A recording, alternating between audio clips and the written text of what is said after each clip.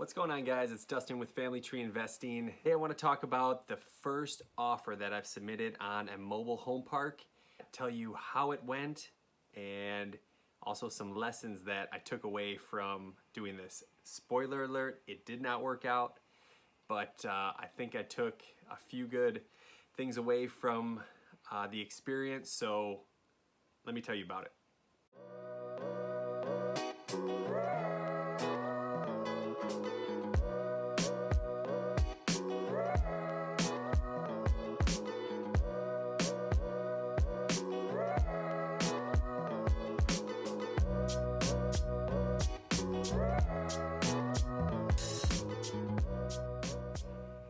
So the story begins when I get a hit on my cold calling campaign.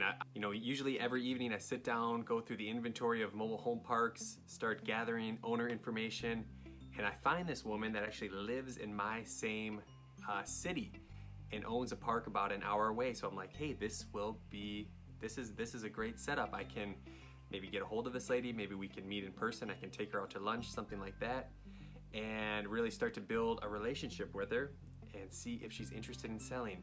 And sure enough, I give her a call. The first time I call, she picks up, and I express to her, I say, hey, I'm new to the mobile home park business. I'm looking to see if you could give me any background on the park that you own. I'm really interested in buying it if you'd ever be open to it. She says, you know what? This thing has been a pain in my neck. She had just experienced a couple bad tenants that she had to evict out of the park, and I was getting her right at a great time, it seemed like, where she seemed very open to selling. So I said, great, let's talk. That turned into her inviting me to go take a look at the park. It was only an hour away, so no big deal. Okay, so I get out to the park and it looks, pretty average. It's kind of what I expected for a park in a smaller city. It was a smaller town, but it had good infrastructure. It had public utilities, which was, as you guys remember from a prior video of mine, was very important. It also had a good size. It was 25 pads, so also, right in that sweet spot where I was looking for. That not only is it big enough to kind of manage one day from afar, but it also was something that I could afford. And it also had a good value potential, because when she told me the rents that she was currently getting, they were like, 20% or more under market value. So I know that over time I could get those up to market and really, turn this thing into, a really good cash flowing asset. So from there, I'm really excited. I think I've got a perfect situation set up where, I've got a motivated seller, I've got a park that's undervalued in an area that I'm familiar with and think it's a good setup. Got all the other, attributes I'm looking for, public utilities, things like that. And I give her a call back. So it turns out she starts talking, she's got other offers in the past where they were, 150,000, something in that range. She kind of scoffed at, said that, that was way too low.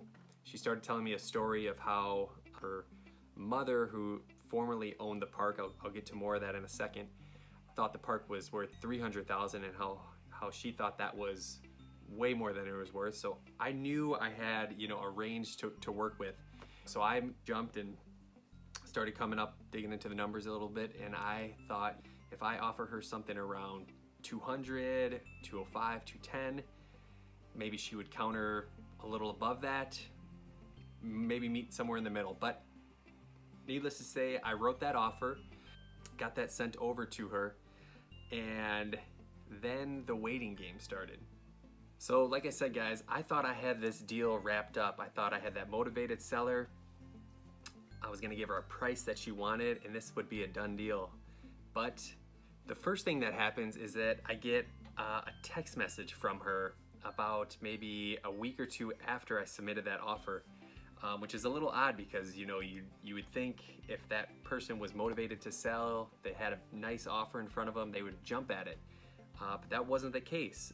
I get a text message from her, though, that goes on to say that her elderly mother, the lady I mentioned earlier in the video that used to own the park, still lives there. She's got, diminishing health, things like that, and that she cannot sell the park because the mother does not want to live there if anybody else owns the park other than her family. And I was like, okay, that sounds like, you know, something you need to sort out. I can't do a whole lot other than work with you on kind of our timeline, things like that, give you enough time to work that out with your family. I'll be waiting here for you, you know, when you're ready to go. Now, flash forward, after I kind of gave her some time to kind of work stuff out with her mother. She was talking about getting her moved, possibly to a, you know, assisted care facility. But when I finally get back in touch with her, and this is, you know, well over, you know, a couple months down the road, she tells me that there's another offer on the park. Someone else is interested. And between the time that her and I last chatted, which, by the way, I kept up with her, you know, maybe every month or so in between submitting that offer and this point, she said someone else came along, submitted a better offer. She actually told me what it was, like $250,000, you know, somewhere where I actually that probably would have been at my high end, but hell, you know, that could have been an offer I would have been willing to make. Needless to say, though, after I get back and say, wow, I'm really surprised. I thought you'd let me know when this park was for sale. I thought we had a good rapport. You know, I was giving you all your space that you needed. Would you at least allow me to submit a new offer to try to at least make it so you can compare mine versus the other buyers? To which she replied, no. So, needless to say, I was a bit devastated. I thought I just had this deal ripped out from under me, even though I never had it under contract or anything like that, but it just felt like this perfect situation. I just had pulled it out of thin air by cold calling this lady, building a rapport with her, working with her through her situation, giving her a good offer, and all that over the course of a few months, just to have it ripped away by some other buyer coming out of thin air doing the same thing and acting like as if I never even had a shot at closing the deal. So that is what happened to that deal. Okay, so this video would not be worthwhile if I didn't try to explain maybe a lesson that I took away and maybe I can share with you. And that is very simple. I heard it when I took a course on investing in mobile home parks, and that's time kills deals.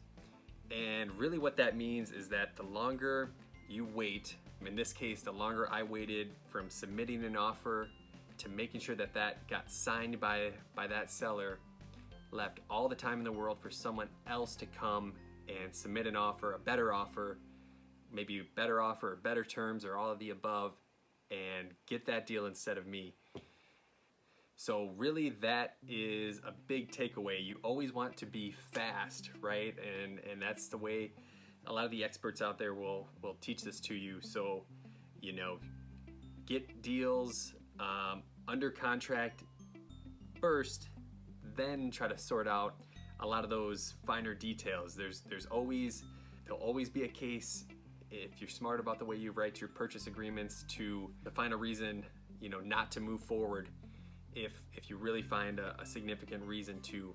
But the important thing is that you have the deal under contract to begin with, because if you don't, then you wind up like me, thinking I had a deal, you know, ready to go, waiting in the wings, and it just went up in smoke. So take that from me. Time kills deals. You need to move quickly. I am certainly going to treat this differently in the future. If I had to do this again, you know, maybe I wouldn't have pressed her because it really was a family issue and I didn't want to intervene. But I certainly could have followed up more with her. I could have maybe, again, tried to build a better rapport with her, take her out to lunch. I needed to keep myself more top of her mind when it came time to sell. Inquire about, is my offer good enough? You know, do you think it's good? Are you going to take it? And all that would have hopefully resulted in me in that first mobile home park. So with that, it's Dustin with Family Tree Investing. We'll talk to you next time. Thanks.